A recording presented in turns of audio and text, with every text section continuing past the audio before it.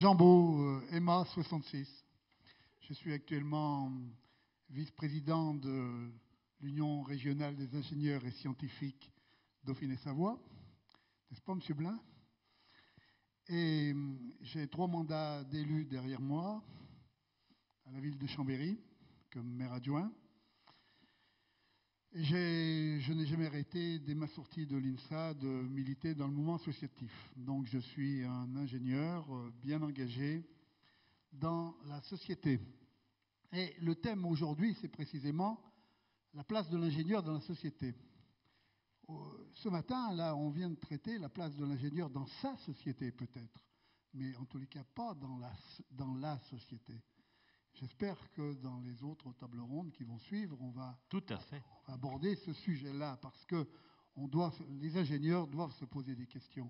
Quelle image ont-ils dans le public, dans la société? Et comment faire pour que cette image se restaure? Parce que je crois qu'elle n'est pas très bonne. Je parle plus des ingénieurs que des architectes. Je connais un peu moins le sujet pour les architectes, encore que... Mais donc, je prendrai un exemple. Les délocalisations. Les ingénieurs les ont vus venir quand même. Ils savaient à quoi elles allaient exposer le pays tout entier, toute l'industrie française qui a foutu le camp. Les ingénieurs sont restés muets. On doit se poser des questions, non? Voilà. C'est pour ça que je suis venu aujourd'hui. Merci. Oui, alors... Le collègue demande si j'ai une question à poser. Non, je n'ai pas de question à poser, je souhaite débattre. J'ai trouvé très intelligent, et ça ne m'a pas étonné de l'INSA d'ailleurs, que ce sujet-là soit choisi dans un tel colloque. C'est un bon point pour l'INSA, parce que pour le moment, personne n'en parle encore.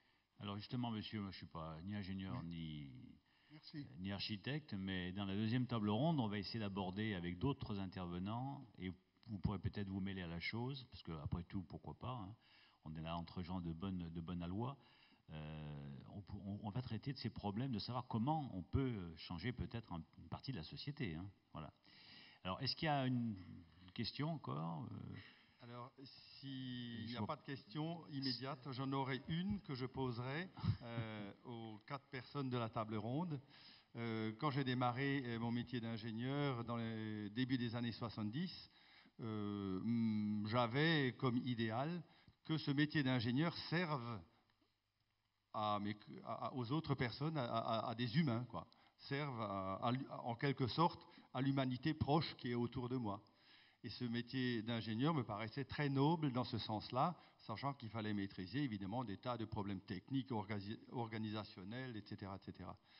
Et maintenant, après 40 ans d'exercice de ce métier d'ingénieur, je me suis rendu compte que surtout les 10 et 15 dernières années, eh bien, je n'étais pas tellement au service des êtres humains, des personnes, des hommes comme moi. J'étais surtout un instrument au service de l'argent et de la finance. Alors ma question, c'est est-ce que vous 4, dans votre avis, est-ce que vous pensez que les générations qui vont venir exercer le métier d'ingénieur après nous, enfin tous ceux qui ont mon âge ou plus, est-ce qu'ils ont le moindre espoir de servir encore l'humanité ou d'être toujours obligés d'être au service de l'argent? Quel est votre avis? C'est une question philosophique. Je m'inscris, mon cher collègue, totalement en faux contre cette vision.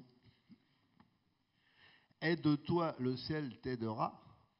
Moi, je suis sorti en 68, alors c'était pire parce que, on ne se bousculait pas pour recruter, et 2, l'INSA était parfaitement inconnu. Bon, aujourd'hui, on me dit, alors c'est Alain Storck qui le dit, je ne sais pas si c'est vrai, M. Blin, qu'un ingénieur sur 10 en activité est un ingénieur INSA. Peut-être qu'il a tordu un peu les chiffres. Voilà, bon, c'est bien lui, ça.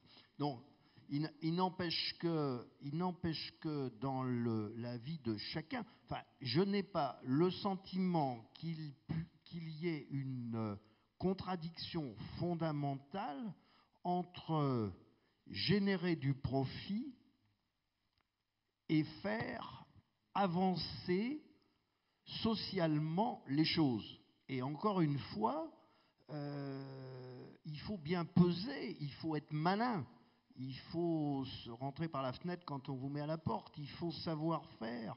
Mais le fondamental de faire progresser les choses, il n'y a aucune raison que ça n'existe plus. Enfin, je ne conçois pas ça.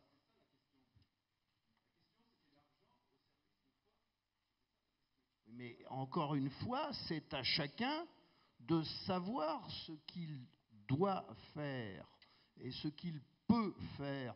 Pendant les 2 années de crise que nous avons vécues, qui a été très dure dans nos métiers, j'ai interdit tout licenciement, ce qui était contre l'intérêt immédiat de l'entreprise.